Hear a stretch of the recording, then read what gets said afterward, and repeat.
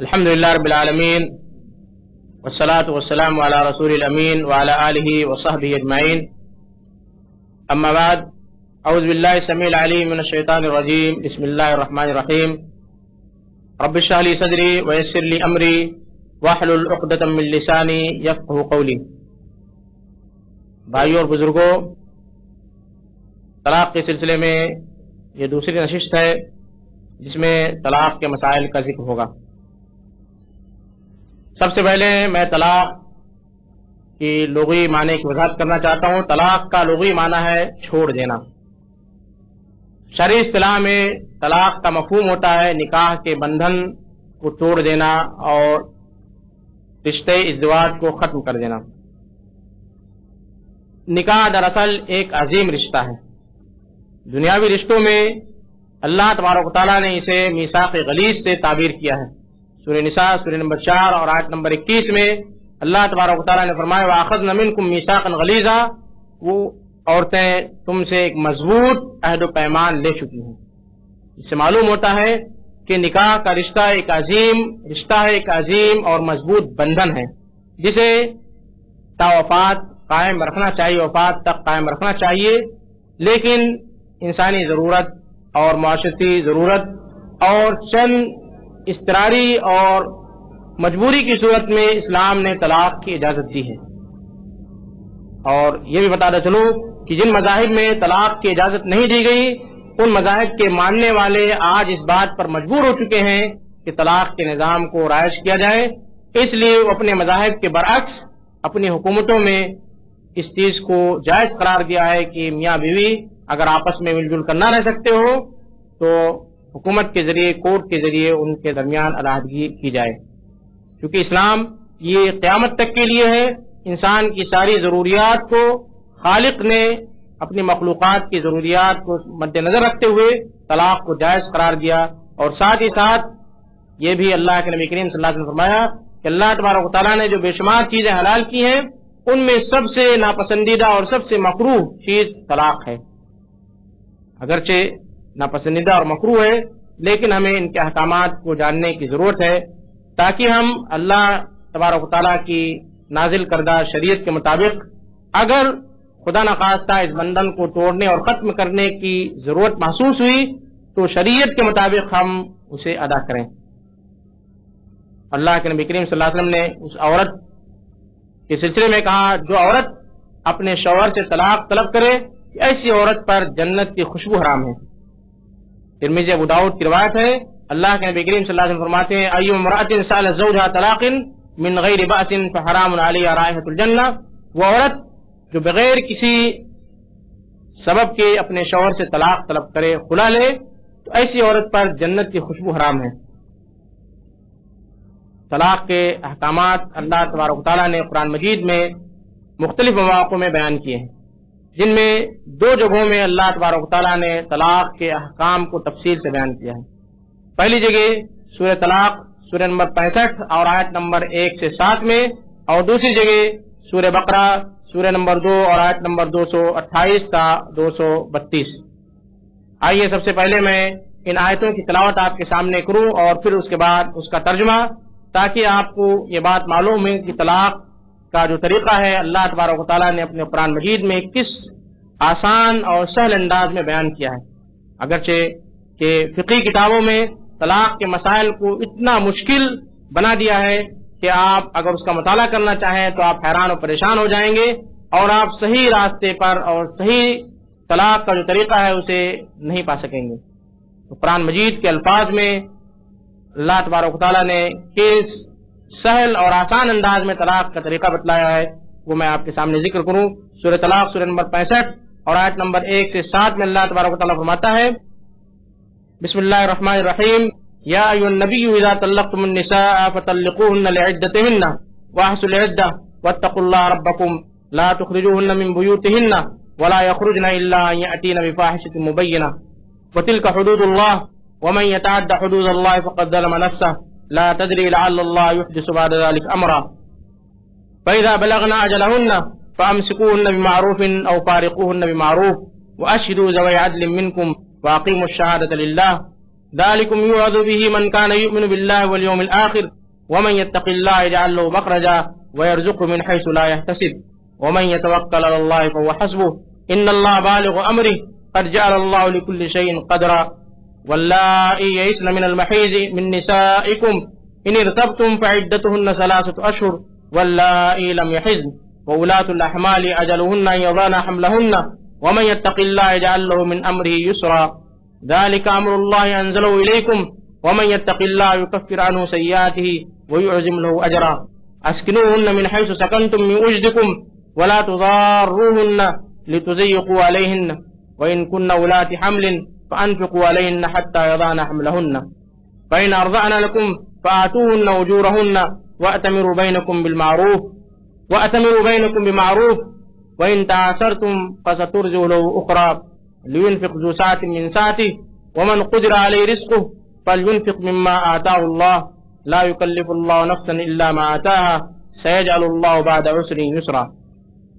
اس آیت کا ترجمہ یوں ہے: اے پیغمبر آپ لوگوں سے کہہ دیجئے کہ جب تم اپنی عورتوں کو طلاق دینے لگو تو ان کو عدت یعنی حیض سے پہلے یعنی طہر میں طلاق دو، اور تم عدت کو یاد رکھو اور اللہ سے ڈرتے رہو جو تمہارا رب ہے. ان عورتوں کو ان کے رہنے کے گھروں سے مت نکالو اور نہ وہ عورتیں خود اپنے گھروں سے نکلیں مگر یہ کہ عورتیں کوئی کھلی بے حیائی کر بیٹھیں. یہ بات ہے اور یہ سب اللہ کے مقرر کردہ احکامات ہیں، اور جو شخص اللہ تبارک و تعالیٰ کے حدود سے تجاوز کرے گا، مثال کے طور پر اگر اس نے اپنی بیوی کو طلاق دینے کے بعد نکال دیا تو اس نے اپنے اوپر ظلم کیا.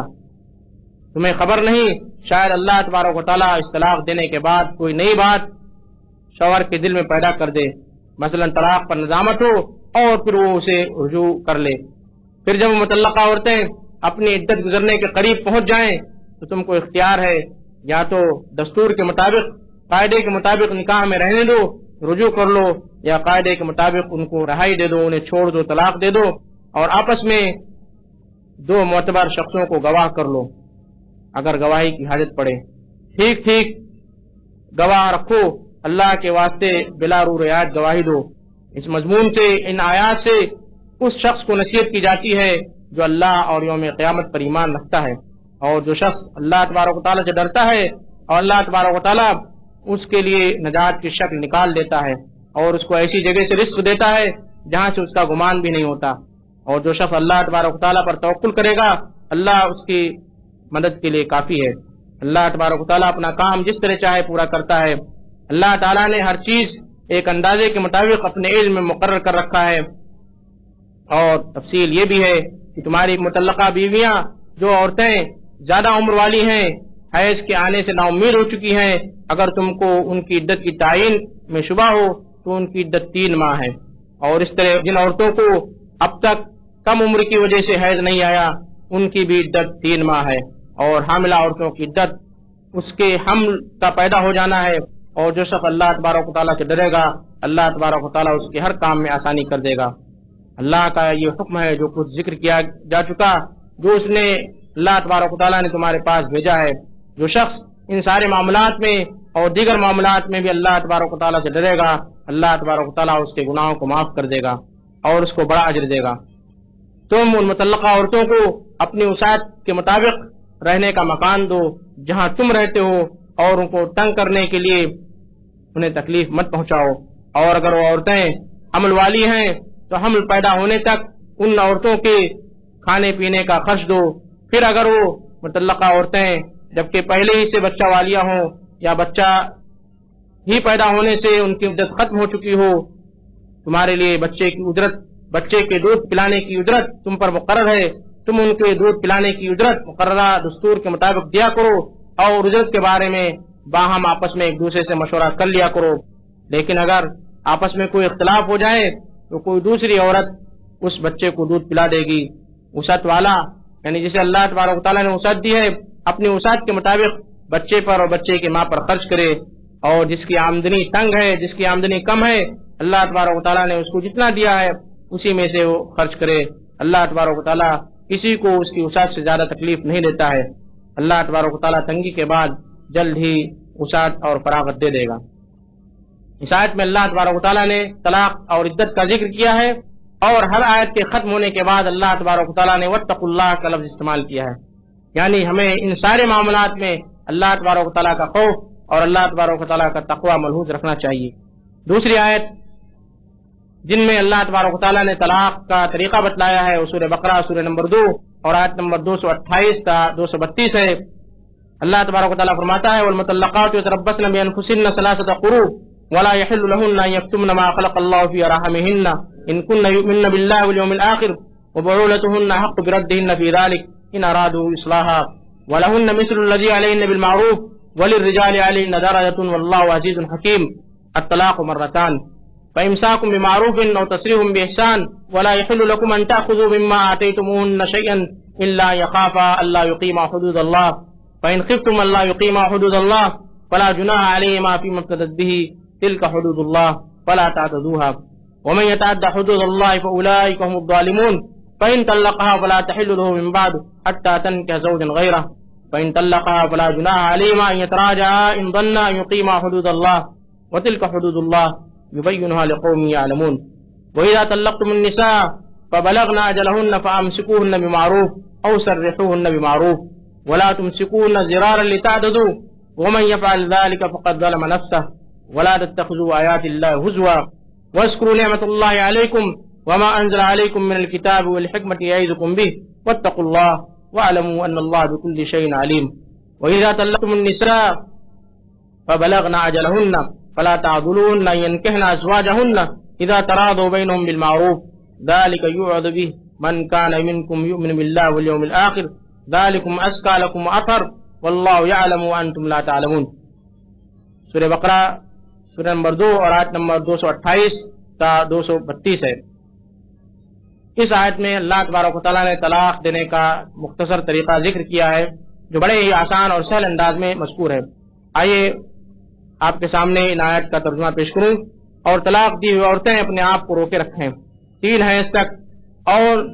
ان عورتوں کے لیے بات جائز نہیں کہ اللہ تبارک و تعالیٰ نے ان کے رحم میں جو کچھ پیدا کیا اسے چھپا لیں، اسے پوشیدہ رکھیں اگر وہ عورتیں اللہ اور یوم آخرت پر ایمان رکھتی ہیں، اور ان عورتوں کے شوہر انہیں لوٹانے کا حق رکھتے ہیں اس عدت کے اندر، بشرطے کہ ان کے شوہر اصلاح کا قصد رکھتے ہوں، صلح کا قصد رکھتے ہوں۔ اور عورتوں کے بھی حقوق ہیں ویسے ہی جیسا کہ مردوں کے حقوق عورتوں پر ہیں، قاعدے کے مطابق، دستور کے مطابق، اور مردوں کا ان کے مقابل میں کچھ درجہ بڑھا ہوا ہے، اور اللہ تبارک و تعالیٰ زبردست اور حکیم ہے۔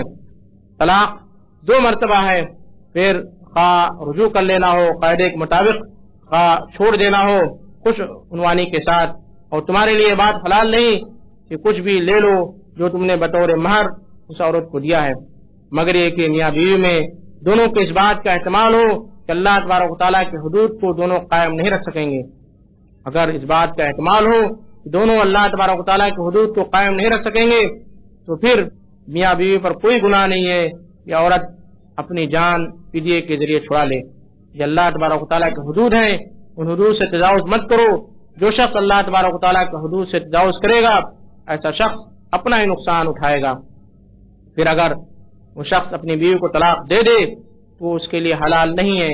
یعنی جب تیسری طلاق دے دے تو اس کے لیے حلال نہیں ہے، یہاں تک کہ وہ عورت کسی دوسرے خاوند سے، کسی دوسرے شوہر سے نکاح کر لے اور پھر اس سے اس کی طلاق ہو جائے، پھر ان دونوں پر کوئی گناہ نہیں ہے، دوبارہ آپس میں ایک دوسرے سے نکاح کر لے، بشرطے کہ وہ دونوں اس بات کا مکمل یقین رکھتے ہوں کہ اللہ تبارک و تعالیٰ کی حدود کو قائم رکھ سکیں گے۔ یہ اللہ تبارک و تعالیٰ کی حدود ہیں، ضابطے ہیں۔ اللہ تبارک و تعالیٰ وضاحت کے ساتھ ان لوگوں کے لیے بیان کرتا ہے جو اللہ تبارک و تعالیٰ سے ڈرتے ہیں، جو اللہ تبارک و تعالیٰ کا یقین رکھتے ہوں، جو دانشمند ہیں۔ اور جب تم اپنی عورتوں کو طلاق دے دو پھر وہ عورتیں اپنی عدت کے قریب پہنچ جائیں تو تم انہیں قاعدے کے مطابق، دستور کے مطابق نکاح میں رہنے دو، رجوع کر لو، یا پھر دستور کے مطابق انہیں رخصت کر دو، انہیں چھوڑ دو، اور انہیں تکلیف پہنچانے کی غرض سے رجوع مت کرو۔ اللہ تبارک و تعالیٰ اس ارادے کو جانتا ہے، اور جو شخص ایسا کرے گا وہ اپنا ہی نقصان کرے گا۔ اور اللہ تبارک و تعالیٰ کے احکامات کے ساتھ لہو و لعب مت کرو، اسے ٹھٹا مت بناؤ، اسے اس کے ساتھ کھلواڑ مت کرو۔ اور اللہ تبارک و تعالیٰ نے تم پر جو نعمتیں نازل کی ہیں ان کو یاد کرو، اور اس کتاب اور حکمت کو جو اللہ تبارک و تعالیٰ نے اس حیثیت سے تم پر نازل فرمائی ہے کہ اس کتاب اور حکمت کے ذریعے تمہیں اللہ تبارک و تعالیٰ نصیحت کرتا ہے، اور اللہ تبارک و تعالیٰ سے ڈرتے رہو اور یقین کرو کہ اللہ تبارک و تعالیٰ ہر چیز کو خوب جانتا ہے۔ اور جب تم میں سے ایسے لوگ پائے جائیں کہ اپنی بیویوں کو طلاق دے دیں، پھر وہ عورتیں اپنی میعاد کو، اپنی عدت کو پوری کر چکی ہوں، تو تم انہیں اس بات سے نہ روکو کہ وہ اپنے شوہروں سے نکاح کر لیں جبکہ دونوں آپس میں ایک دوسرے سے رضامند ہوں۔ دستور کے مطابق ان آیات سے اللہ تبارک و تعالیٰ اس شخص کو نصیحت کرتا ہے جو اللہ پر اور یوم قیامت پر ایمان رکھتا ہو۔ اس نصیحت کو قبول کرنا تمہارے لیے زیادہ صفائی اور زیادہ پاکی کی بات ہے، اور اللہ تبارک و تعالیٰ خوب جانتا ہے، تم نہیں جانتے ہو۔ ان دو آیتوں کا جب آپ مطالعہ کریں گے تو آپ کو طلاق کا طریقہ اور طلاق کا جو صحیح طریقہ اللہ تبارک و تعالیٰ نے اپنی کتاب میں بیان کیا ہے اور جائز طلاق کی جو صورت ہے، ان دو آیتوں کے ذریعے آپ بخوبی سمجھ سکتے ہیں۔ ان دو آیتوں کی روشنی میں آئیے میں طلاق کا جو صحیح اور سنت کے مطابق جو طریقہ ہے اس کا ذکر کروں۔ طلاق کا جو طریقہ ہے وہ یہ کہ حیض کے ختم ہونے کے بعد جب عورت طہر میں ہو، یعنی پاکی کے ایام میں ہو،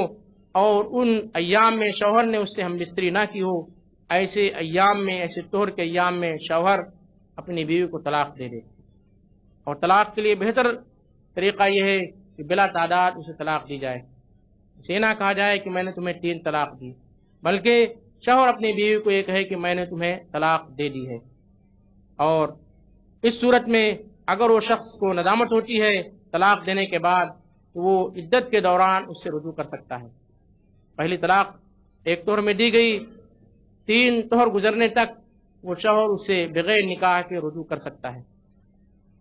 جیسے اس کی عدت ختم ہو جائے گی وہ عورت اس کے لیے حرام ہو جائے گی، لیکن پھر وہ نکاح جدید کے ساتھ اس سے رجوع کر سکتا ہے۔ اس لیے طلاق دینے کا بہترین اور مسنون طریقہ یہ ہے کہ انسان ایک بار طلاق دے۔ قرآن کی آیت میں طلاق مرتان کہا گیا ہے، یعنی ایک بار دی جانی چاہیے، یعنی 2 بار کی صورت ہو، ایسا نہیں کہ ایک شخص ایک ہی بار میں 1 سے زائد طلاق دے دے۔ اور طلاق کے سلسلے میں اگر رجعی طلاق ہے تو شوہر بیوی کے نان نفقہ اور اس کے رہنے سکنا کا ذمہ دار ہے، یعنی طلاق دینے کے بعد شوہر اس بیوی کو اس گھر سے نہیں نکال سکتا ہے جس گھر میں وہ دونوں رہتے تھے، اور وہ بیوی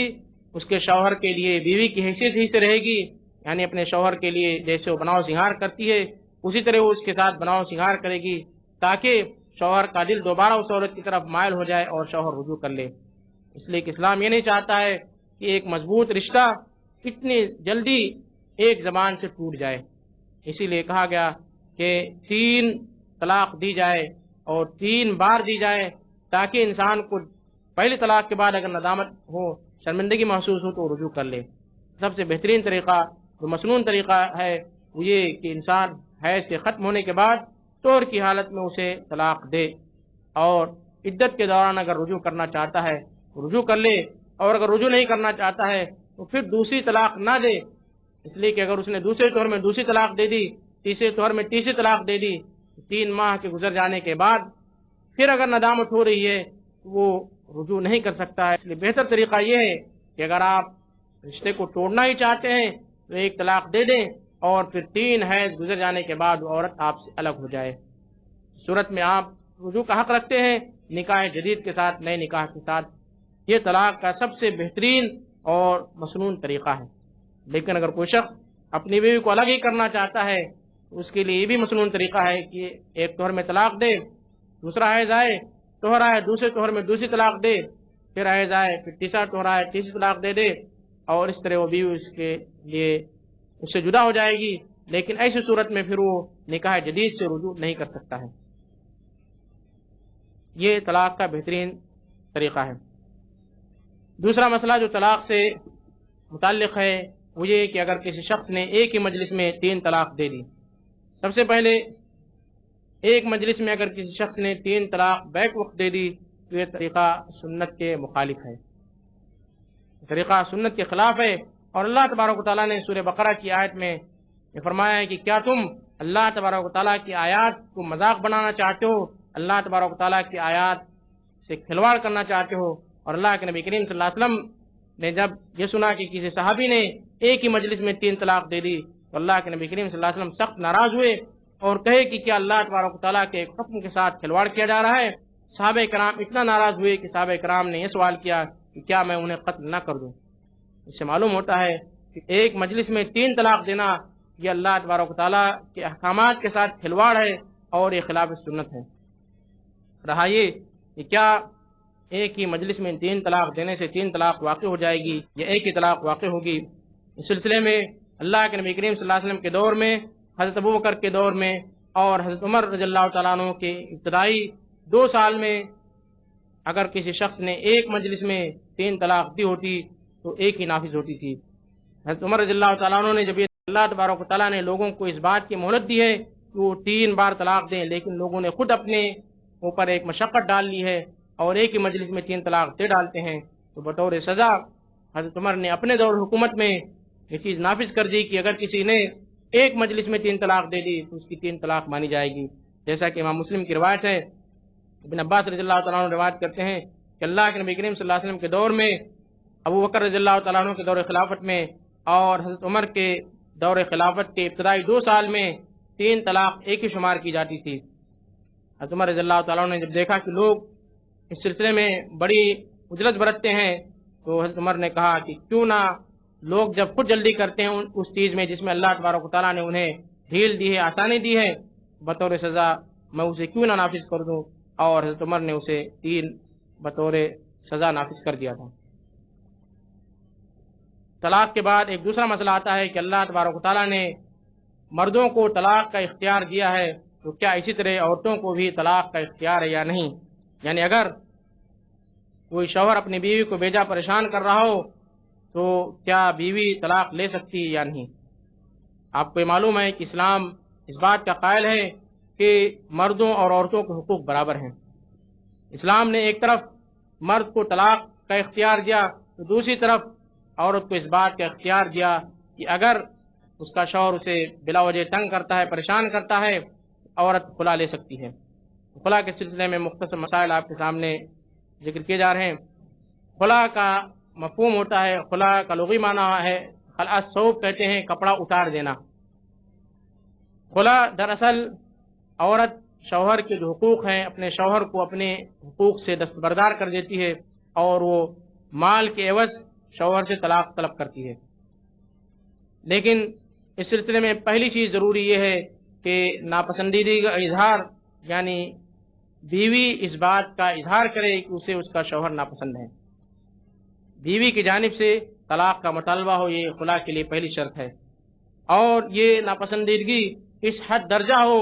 کہ اللہ تبارک و تعالیٰ کے جو احکامات میاں بیوی کے درمیان ہے، میاں بیوی سے منسلک ہیں، ان احکامات کی خلاف ورزی ہو رہی ہو۔ اس بات کا خدشہ ہو کہ شوہر اور بیوی کے جو حقوق ہیں وہ حقوق ادا نہیں ہوں گے، اس کی خلاف ورزی ہوگی، تو ایسی صورت میں خلا کی اجازت دی جاتی ہے۔ اور اگر خلا کا معاملہ میاں بیوی کے درمیان طے نہ ہو، یعنی بیوی خلا چاہتی ہو اور شوہر طلاق نہ دے رہا ہو، تو ایسی صورت میں اسلامی حکومت فسخ کی صورت اختیار کرے گی اور میاں بیوی کے درمیان نکاح کو فسخ قرار دے گی۔ خلا کا ذکر سورہ بقرہ سورہ نمبر 2 اور آیت نمبر 229 میں ذکر ہے۔ اللہ تبارک و تعالیٰ فرماتا ہے فَإِنْ خِفْتُمْ أَلَّا يُقِيمَا حُدُودَ اللَّهِ فَلَا جُنَاحَ عَلَيْهِمَا فِيمَا افْتَدَتْ بِهِ تِلْكَ حُدُودُ اللَّهِ فَلَا تَعْتَدُوهَا۔ اگر میاں بیوی کو اس بات کا احتمال ہو، اس بات کا خوف ہو، ڈر ہو کہ دونوں اللہ تبارک و تعالیٰ کے حدود، اللہ تبارک و تعالیٰ کے احکامات کو نہیں بجا پائیں گے، نہیں ادا کر پائیں گے، تو کوئی حرج نہیں کہ عورت فدیہ دے اور شوہر سے الگ ہو جائے۔ اور یہ اللہ تبارک و تعالیٰ کے احکامات ہے، ان سے تجاوز نہ کیا جائے، اور جس نے اللہ کے احکامات سے تجاوز کیا وہ شخص ظالم ہے۔ اللہ کے نبی کریم صلی اللہ علیہ وسلم کے دور میں خلا کی ایک صورت پیش آئی جو ابن عباس رضی اللہ تعالیٰ عنہ سے مروی ہے کہ ثابت ابن قیس کی بیوی اللہ کے نبی کریم صلی اللہ علیہ وسلم کے پاس آئیں اور انہوں نے کہا کہ اللہ کے رسول، ثابت ابن قیس جو میرے شوہر ہیں، میں ان کے سلسلے میں ان کے اخلاق اور ان کے دین کی شکایت نہیں کرتی ہوں، یعنی ان کے اخلاق مجھ سے بہتر ہیں اور وہ دین میں بھی بہتر ہیں، لیکن میں اسلام لانے کے بعد کفر کو ناپسند کرتی ہوں، یعنی اپنے شوہر کی نافرمانی کو ناپسند کرتی ہوں۔ تو اللہ کے نبی کریم صلی اللہ علیہ وسلم نے ان سے سوال کیا کہ کیا تم وہ باغ جو ثابت ابن قیس نے تمہیں بطور مہر دیا ہے وہ باغ تم واپس کر سکتی ہو؟ تو ثابت بن قیس کی بیوی نے کہا ہاں، اللہ کے نبی کریم صلی اللہ علیہ وسلم نے ثابت بن قیس کو بلایا اور کہا کہ تم